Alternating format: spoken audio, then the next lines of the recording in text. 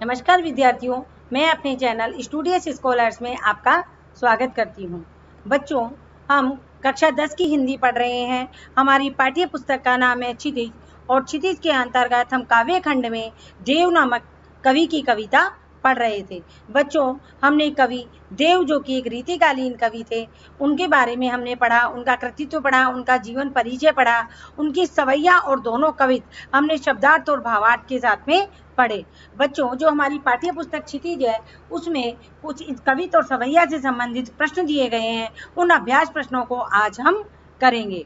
तो हमारा पहला प्रश्न है, प्रथम प्रश्न है हमारा कि कवि ने ब्रज दूल्हे किसके लिए प्रयुक्त किया है। यानी जो ब्रज दूल्हे नाम है, कवि ने ब्रज का दूल्हा यानी किसके लिए प्रयुक्त किया है और इस संसार रूपी मंदिर का दीपक क्यों कहा है उसे। तो देखो, कवि देव ने श्री ब्रज दूल्हे यानी ब्रज का जो दूल्हा है वो किसके लिए प्रयुक्त किया है। ये शब्द है, ब्रज दूल्हे शब्द है जो श्री कृष्ण के लिए प्रयुक्त किया है। किसके लिए प्रयुक्त किया है? श्री कृष्ण के लिए। देखो, हमने जो सबसे पहले सवैया पढ़ा था, उस सवैये में कृष्ण के राजसी रूप का वर्णन किया था उन्होंने और कृष्ण को ब्रज दूल्हे की संज्ञा दी थी। और श्री कृष्ण का क्या किया था? उसमें सजीला सुंदर स्वरूप सारे विश्व को उसी प्रकार प्रकाशित और आनंदित करता है जिस प्रकार मंदिर में जलता हुआ दीपक सारे अंधकार को चीर कर अपनी उज्ज्वलता और आभा बिखेर देता है। यानी उन्होंने कृष्ण के जो रूप का वर्णन किया उसको किसके रूपी बताया? संसार रूपी मंदिर का दीपक बताया। किसके रूपी बताया? जग रूपी मंदिर का दीपक कहा। क्योंकि जिस प्रकार दीपक का प्रकाश, किसका प्रकाश? दीपक का प्रकाश श्रद्धालुओं के हृदय को प्रेम और आनंद से भर देता है, वही उसी प्रकार श्री कृष्ण भी जो श्रद्धालु होते हैं उनके हृदय को प्रेम और आनंद से भरते हैं। इसलिए श्री कृष्ण को संसार रूपी मंदिर का दीपक बताया गया है। हमारा अगला प्रश्न है, पहले सवैये से, हमारा अगला प्रश्न क्या है कि पहले सवैये से उन पंक्तियों को छांट कर लिखे जिनमें अनुप्रास और रूपक अलंकार का प्रयोग हुआ है।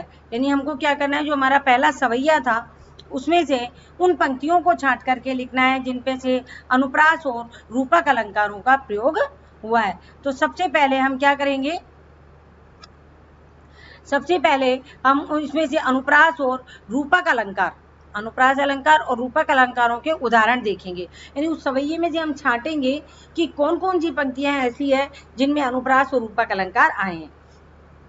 पहला है हमारा अनुप्रास अलंकार। तो देखो, अनुप्रास अलंकार में पाइनी नुपुर मंजू बजे, कटी किंकनी के धुनी की मधुराई, लसे पट पीत ये हुल से बनमाल सुहाई। देखो बच्चों, आपके कोर्स में अलंकार नहीं है, लेकिन आपके जितने भी पदभाग आए हैं उन पदभाग में अनुप्रास अलंकार और यमक अलंकार विशेष रूप से आया है। तो अनुप्रास अलंकार क्या होते हैं मैं आपको बता देती हूँ। वह अलंकार जहाँ वर्णों की आवृत्ति होती है। किसकी आवृत्ति होती है? वर्णों की। यानी एक ही वर्ण बार बार आता है। वर्ण आप जानते हो क्या होते हैं? वर्ण होते हैं जैसे का, खा, गा, ये वर्ण होते हैं। यदि मान लो बार बार का की आवृत्ति हो रही है तो यहाँ पर अनुप्रास अलंकार आएगा, और खा की आवृत्ति हो रही है तो किसका? तो भी अनुप्रास अलंकार आएगा। यानी कि जब वर्णों की आवृत्ति होती है तो अनुप्रास अलंकार आता है। तो जो पहले सवैये में जो पंक्तियां आई है उनमें अनुप्रास और रूपक अलंकार है। हम सर्वप्रथम देखते हैं अनुप्रास अलंकार में पाइनी नुपुर मंजू बजे। पाइनी नुपुर मंजू बजे, इसमें देखो, आप देखो, पाइनी नुपुर मंजू बजे, कटी किंकनी के धुनी की मदराई। आप देखो, आपने यहाँ की कितनी बार आया है? लसे पटपीत ये हुल से बनमाल से आई। तो प्रस्तुत उदाहरणों में हम देखते हैं जा, का, ना, पा और है वर्णों की आवृत्ति होने से यहाँ अनुप्रास अलंकार आया है। देखो, जय जो वर्ण है, आप जय की आवृत्ति देखो, जय की आवृत्ति हुई है। इसके अलावा का शब्द की आवृत्ति हुई है। कटी किंकणी के धुनी की, तो ये क्या वर्ण की आवृत्ति हुई है? नए वर्ण की आवृत्ति हुई है, नी, और किंकणी का नी और धुनी की नी। इसके अलावा पे वर्ण की आवृत्ति हुई है, पटे, पट और पीत। पट और पीत में देखो आप, पे वर्ण की आवृत्ति हुई है वर्ण की आवृत्ति हुई है, ये हुल से बनमाल सुहाई हाई। तो प्रस्तुत उदाहरणों में जा, का, ना, पा और है वर्ण की आवृत्ति होने से अनुप्रास अलंकार प्रयुक्त है। अब हम इसमें रूपक अलंकार देखेंगे बच्चों।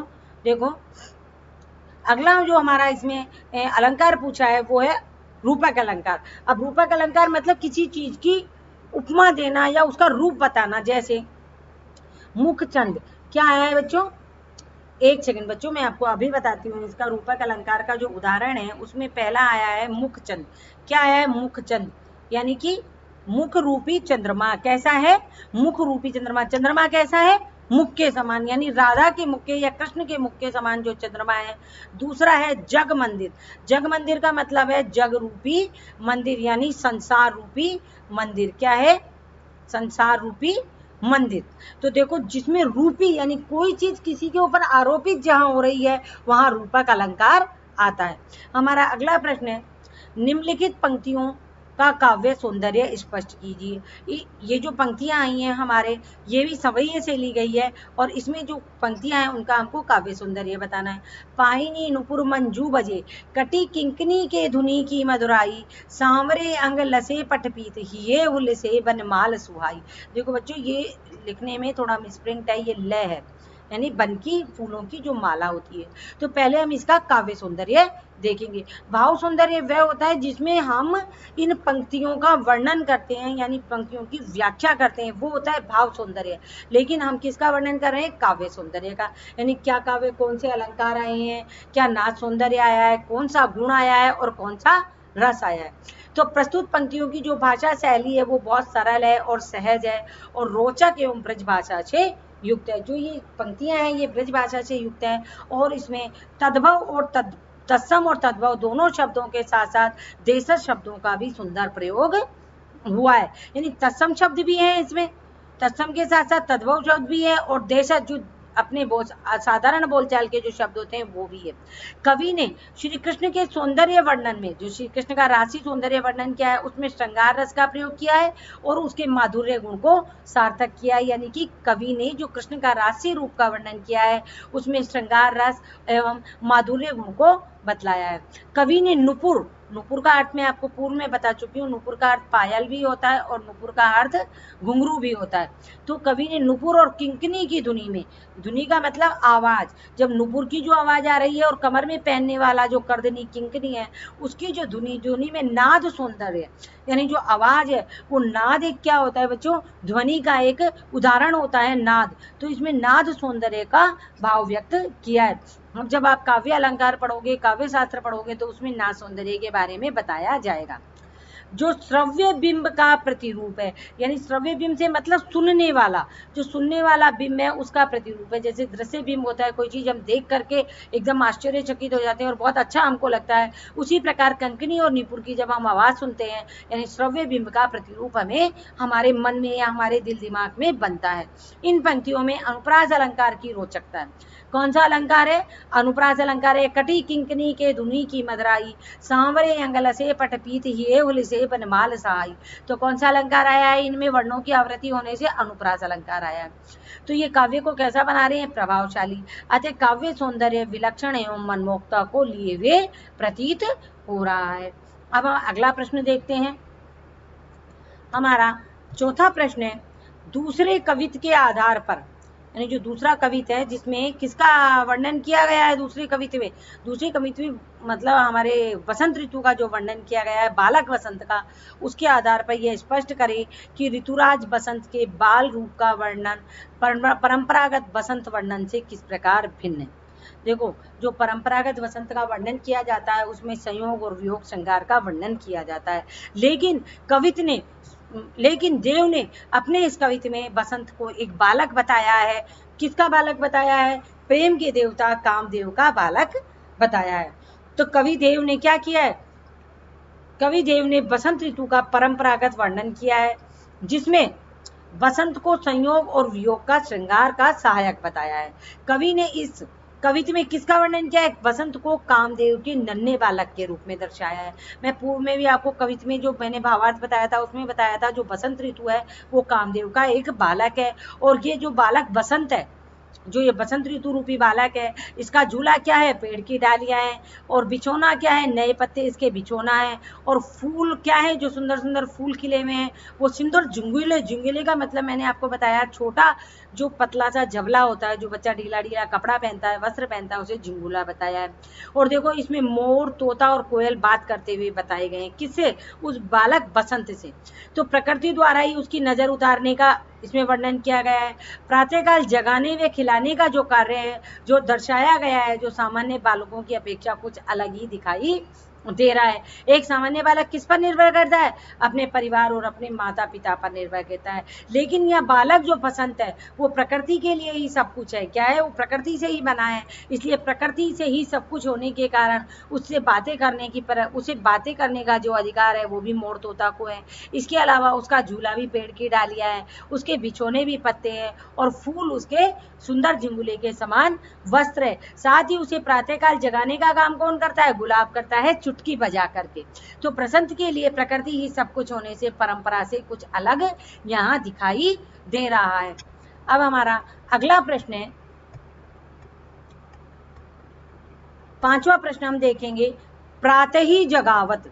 प्रातः ही जगावत गुलाब चिटकारी दे, इस पंक्ति का भाव स्पष्ट कीजिए।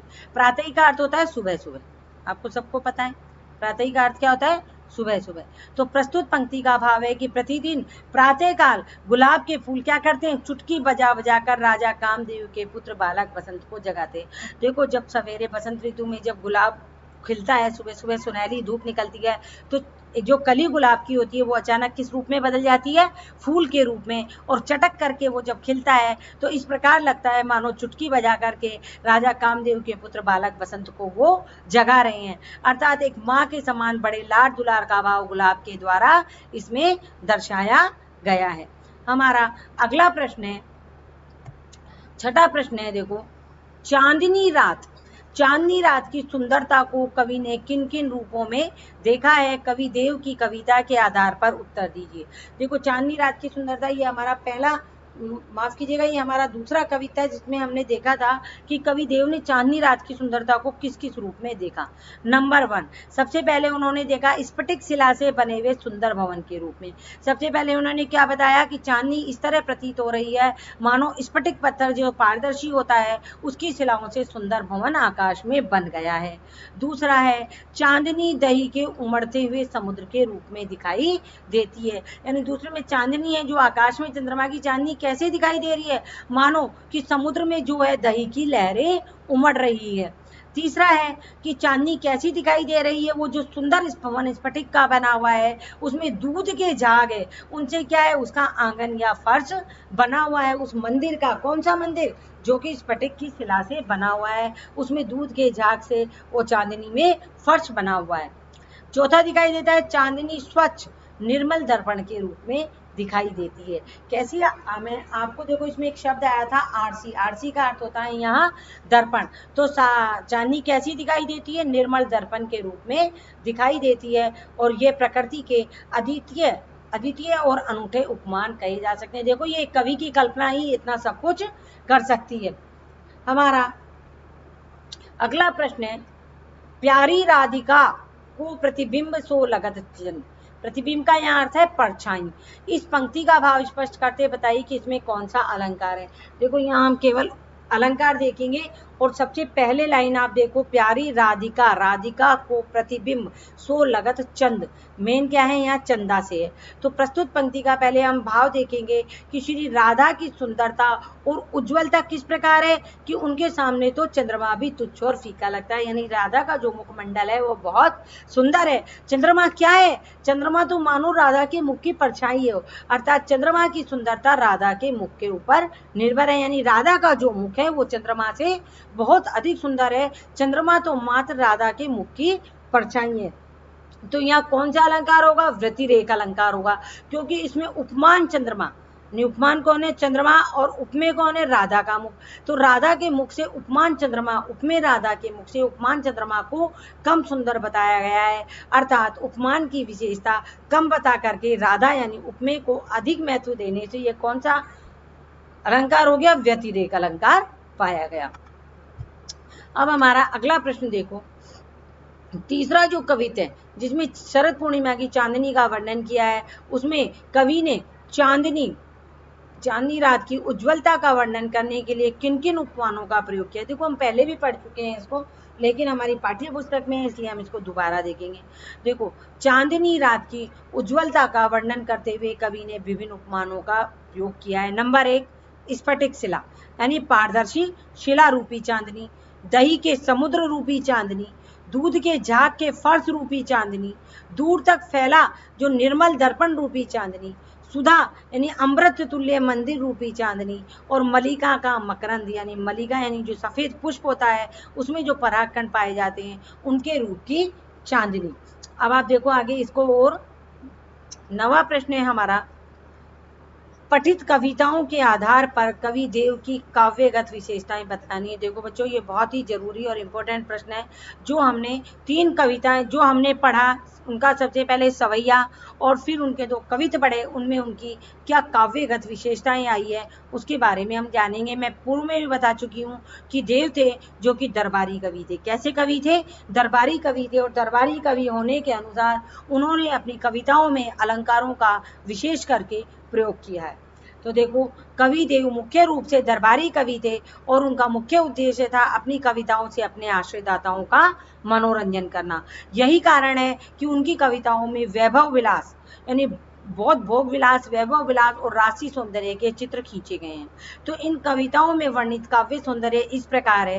देखो प्रथम सवैया, जिसमें सबसे पहले हमने सवैया पढ़ा, उसमें कवि ने अपनी कल्पना शक्ति के आधार पर श्री कृष्ण के राजसी और बाल सौंदर्य का वर्णन किया है, यानी उनके राजसी रूप का वर्णन किया है, जिससे उसकी सरल सहज और रोचक शैली में अलंकारों का अनूठा प्रयोग काव्य की शोभा बढ़ा रहा है। यानी जो कृष्ण का राजसी स्वरूप है उसमें अलंकारों की अनूठी प्रयोग काव्य की शोभा को बढ़ा रहे हैं। साथ ही श्रृंगार रस में माधुर्य गुण का प्रभाव अद्भुत और चित्त को आकर्षक करने वाला है। यानी श्रृंगार रस में जो माधुर्य गुण है उसका प्रभाव बहुत अद्भुत है और चित्त को खींचने वाला है। दूसरे पद जो कविता है उसमें प्रकृति को आधार बनाकर सहज मानवीय चेष्टाओं को प्रकट किया है। यानी जो चेष्टाएं मानव करता है, जो कार्यक्रम मानव करता है, वो कवि ने प्रकृति पर आरोपित कर दिए हैं।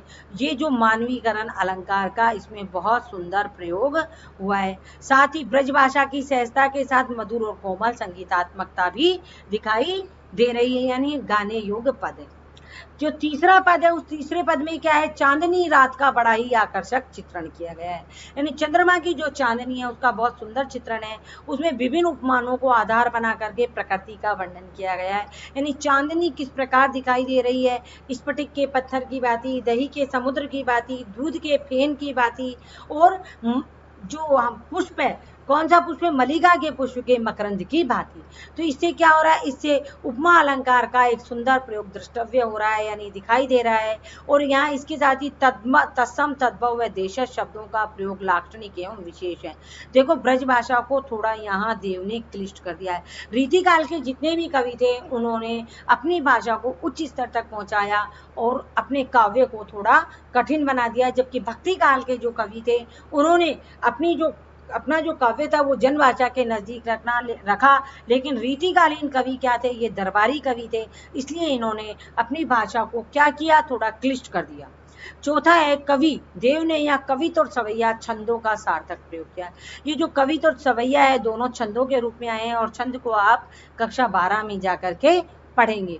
और कौन कौन से अलंकार आए हैं? देखो अनुप्रास अलंकार है, उपमा अलंकार है, रूपक अलंकार है, उत्प्रेक्षा, व्यतिरेक और मानवीकरण अलंकारों का सुंदर संयोजन इसमें किया गया है। इसके साथ ही क्या है बच्चों?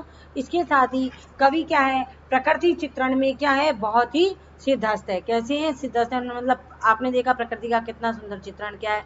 इस कारण उनके सौंदर्य में क्या है? उनके सौंदर्य का जो प्रभाव है बहुत ही अनूठा है और अद्भुत दिखाई दे रहा है। तो बच्चों आपको कवि देव की काव्यगत विशेषताएं भी समझ में आ गई।